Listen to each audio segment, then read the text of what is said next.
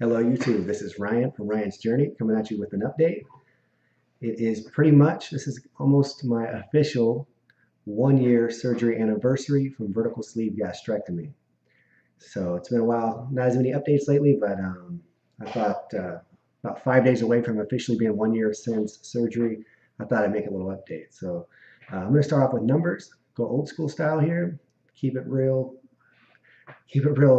back to basics. Numbers. So I started my weight loss journey November 18th, 2013. That was the first day I met my surgeon to even see if this was an option for me. I wasn't sure if I wanted to do it at all. I wasn't sure if it was RNY, if it was VSG. I didn't really even know what VSG was until I met her. But at that day, when I first met her, I weighed in at crazy, to me, the highest weight I've ever weighed in at is 326. So that was a scary number, a scary thought. We had a real conversation about where I'm at and where I need to be health-wise and how she can help. So I told her I would think about it. And from that day on, either way, I started my own weight loss journey. I decided I was going to either way try to lose weight and try to live almost like I had VSG pre-op style, with eating high protein, lower carb, more vegetables, more meats. And I got away from, I stopped drinking sodas then, really stopped drinking carbonation for the most part. Just made some really important changes in my life, and but decided I still wanted to go with the VSG. I documented my journey so you can look back. I documented that whole journey from pre-op all the way till now for the most part, and decided to go with VSG. By the time my surgery date came around, I had lost 32 pounds. So that was February 24th, 2014. I had lost 32 pounds in those few months. So that was solid. Almost to the point where I was feeling good enough where, like, do I need to do the surgery? But after thinking about it and researching, I still think I did. A lot of people will lose that weight pre-op and then sometimes gain it back. I needed the tool. So the last time I weighed in with you guys was October 14th, 2014, when I officially put it on my Excel sheet. And since then, I've lost 8.4 pounds, which doesn't sound like a lot from October, but I really didn't want to lose much more weight from that point. So it is kind of a lot. And percentage-wise, it's decent.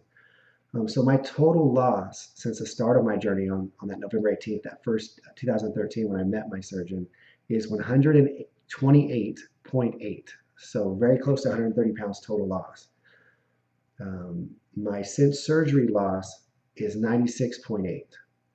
because my weight today is 197.2 pounds. So I feel really good at this weight. I feel good. I definitely am going to focus a little more on bulking up a little bit, I think. I kind of focus more on cardio and a little bit less weights over the last couple of weeks. And I think I'm going to get back a little bit more into the weights and maybe less cardio and try to bulk up, because I really don't want to lose much more weight. I really have to work to keep my weight up, I think, here. Trying to eat more protein and trying to sometimes just get calories in when I can, So very excited about the weight loss I've had. The journey has been amazing. I wouldn't change it for the world. There's been some bumps along the way, which I'm going to get into a little bit. I'm going to touch on a little bit of history of why I decided to have weight loss surgery. I had been, basically I was a chubby kid, and as I got into high school, I really focused on athletics and eating right, and I got my weight down significantly, and I played, every sport there was almost, and I went into college and really got into lifting weights even more then, and it wasn't until gradually towards the end of college, I started gaining a little bit of weight as I got more into working mode and less into athletics, more into working desk jobs and into business and things like that. And so genetically, even though I would work out, even though I would try to eat right, genetically, my body was gaining weight. There's some males in my family that definitely have struggled with weight. And there's definitely choices and things we can do to keep our weight down, but sometimes genetics is a little stronger than we want to give it credit for. So, and so as time went on after college and into my job and being at a desk more, it seemed like you just couldn't find enough time to exercise enough to counteract the weight gain. So kind of just gained like 5 pounds a year over, 15 years or something like that, and maybe a little more at times. And my weight just got to a point where I got sleep apnea pretty bad. And so with the sleep apnea, I was tired all the time. So that didn't help I had to use a BiPAP and a CPAP machine to breathe. That didn't help my cause. Like if you're tired all the time, you go to work, you give all your energy you have at work, and then you're just dead tired afterward. And so how are you going to go to the gym? How are you going to you want to eat something and sit down and watch TV and rest or go to bed? So that was a cycle of just continuing the weight gain. And then I moved to a place that in Southern Oregon that was very snowy at times and cold. So you ended up going home and you just wanted to stay home where it was warm. You didn't go outside as much. And so, but then in 2011, I moved to this beautiful area I live in now, which is the central coast of California, where the weather's beautiful all the time. You can be outside basically year round. And I really used part of why I came here, other than for family reasons, is I really wanted to gain my health back. And so I got into walking more, some jogging, some gym, trying to eat better. I really tried. I really gave it an effort, but I just could not, the weight would not come down. It'd come down a little bit, but just bounce back up. And then as I started lifting weights, I felt like my weight was going up because I had to eat more my body needed more calories. So it really just got to a point where I was at a standstill. And years before, I had talked to my doctor when I first moved here about it, and he said, maybe you need to look into weight loss surgery. I mean, it wouldn't hurt to look into it. I had successful patients. My family doctor told me that. And so, and then I worked with a lady in Oregon that had a lap band that told me about it. He said, Ryan, you should look into it. It changed my life. It got me off sleep apnea. But the biggest point was I have a barber here, still is, and he had a weight loss surgery, the full bypass back in like, I don't know, 15 years ago. And he's done great. He's kept the weight off. And he was the first one to say, Ryan, you need to really look into that. And I said, well, I don't know if I'm big enough to do that. He's like, no, you got sleep apnea, you got problems, you need to look into it. And so that's what got me really, I was pissed at first, but it got me thinking about doing it. So, and then the last straw was I had a customer that I hadn't seen in a while at work. I work at a bank. And I said, wow, I didn't recognize you. You've lost a lot of weight. She's like, yeah, I've lost over 100 pounds. She's like, I had this weight loss surgery. She's like, Ryan, me and you talked when you first moved here, and about the struggles we have and things like that with the weight. And she's like, people like us, we gotta look into something like this to have this tool. And so she gave me her doctor's name, her name was Farida Bounois, and she's based out of Santa Barbara, right next to the Cottage Hospital. She has a clinic there. And she referred me to her, and I called them and said, hey, do I need to go to the seminar you have? And she said, you can, but Ryan, if you want to come right up and meet the doctor right away, come up and meet her, and she'll go over the options. And so I just made an appointment and went and did that. And that's at November 18, 2013. That's what led me to this point. And there was medications I was on. I was on everything from allopurinol for gout, for high uric acid, pills for, I never got to blood pressure, but I was close. Thyroid, which I still take the thyroid. A couple of things. One of the pills he wanted to get me on that I refused. I just couldn't do that. That's when I decided to really do this journey too, is triglycerides. My triglycerides, I guess it's supposed to be about 150. Mine were about 350 at one point. And that was really bad, I guess. So he wanted to have another pill every day. I couldn't do any more pills. So that's what led me to make my decision to have this surgery. And I would do it all over again 1,000 times.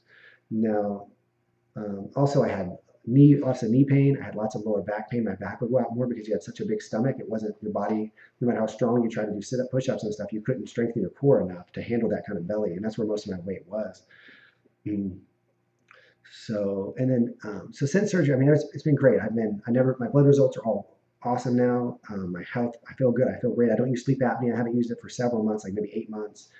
And I still take a couple of pills I have to do, and I probably can get off all of them but the thyroid. But, keeping a couple of them going, I take my vitamins, I do things like that. Only real negatives is I do have heartburn still, so I have to take almost every day, or at least every other day, generic Prilosec. I forget what it's called, but I take generic Prilosec. And my doctor was kind of hoping that would phase out around 6 to 8 months, and it's still going in about a year after surgery. So, and I also had a hiatal hernia that was repaired at the same time, so that might have something to do with it too. So another bad thing is I have to buy all new clothes. As you can see, I'm wearing a suit. This suit would not have fit me 130 pounds ago, so I've had to buy a few of those, and I've had to buy all new clothes basically, and so that's good. But food's less expensive, so that's a plus, and it has helped. A couple things. One, I'm going through a divorce, which is really tough, and all I will say on that is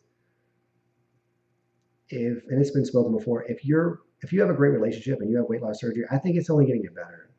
But I think if you have challenges and things that you're not dealing with, and there are problems there that you're trying to put on the back burner and stuff down and make the best of it, and these are really fundamental problems. When you start getting your self-esteem back and you start finding who you are again, and you're not willing to settle for somebody treating you a certain way, or too much negativity, um, it sheds light on a lot of problems. And so I tried for several months to deal with those problems and make things better, including counseling and things like that. And in the end, decided we had to make a move and do something different.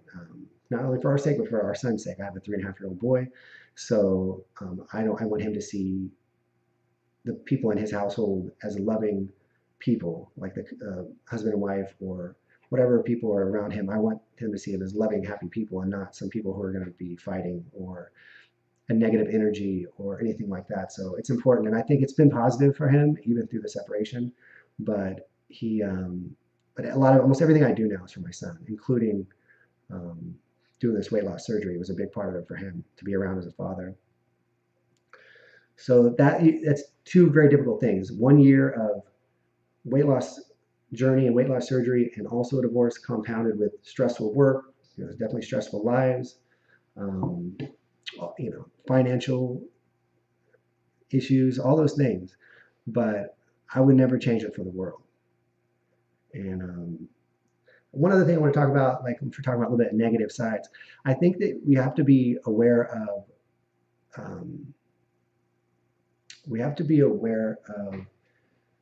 transfer addictions. And that could be hundreds of different things.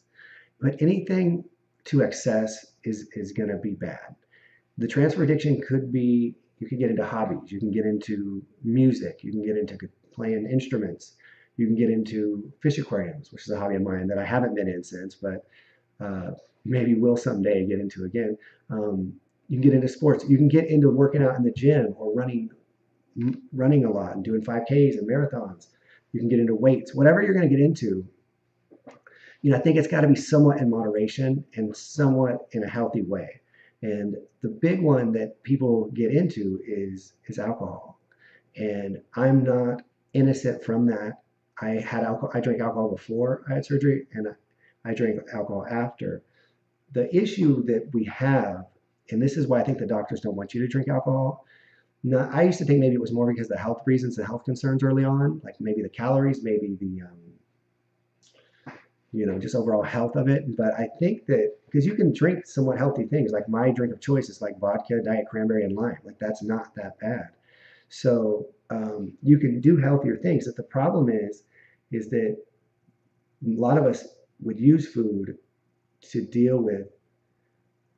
cope, to medicate ourselves, to numb ourselves from negative things that were going on. And when you can't medicate or cope with those things anymore after the surgery, after you have this tool, what are you going to do? Well, one thing that you can consume is liquids, alcohol. So maybe not carbonation anymore, but alcohol. And so at that point, your reward system, your coping system, your things can turn that way because liquids can go down fairly easy. And like people said, you don't really get hungover as much as you used to. Something about the way the stomach doesn't absorb as much of the alcohol. And so I think there can be a tendency to go too much that way. And I've heard about it from many people in the community, research I've done online, even myself. I've found myself at times feeling like I've gotten too much into that. And, I'm wanting to take care of my responsibilities, take care of my job, take care of my son. But when I have free time or I have these times, I find myself feeling like that's an okay move. And it fits in line with being healthy and losing weight because, one, I feel like you don't eat as much if you're having a drink. So, and if you're drinking healthier drinks, it's not going to really put on that much calories to make a difference. And so mentally, it is kind of a mind F to have that kind of transfer addiction. And so I think we all got to be careful with that. I'm sure that there's more stories out there about that than we even let on. all of us that make our YouTube videos, people that will make YouTube videos. And so I just want to put out there a little bit that that is a real thing, and that we can't just numb the pain anymore through food. It's not, I mean, maybe you can if you stretch your stomach out. I practice not doing that. And so that is one way to medicate or cope. And so I've recently taken a little bit of a step back from that, and I'm gonna try to transfer that addiction more into exercise again and weights again. I feel like I think that's important right now, and into my job and into my son, into my family life. So so anyway, I wanted to touch on that a little bit. But overall, I feel great, guys. This is what I did this for. Um, this has put me in a better position with every aspect of my life, my work, um, being there for my son. I think I've put on probably 20 years to my life. Like whatever my life was going to be a year and a half ago, I got another 20 years on top of that. That's 20 more years of fatherhood for my son and whatever other children may come along one day. So, so it's a huge change. So if you're out there thinking about doing it, go do the research, go meet a doctor, get it done. If you're out there and you're a veteran and you're just checking in, I appreciate you looking. I appreciate all your support. I wouldn't be here without many of you out there watching this right now that are veterans out there. And I just want to say thanks a lot. I do plan on going to San Diego for the WLSFA. So hopefully I'll see many of you there. Anyway, we'll see you next time. Peace.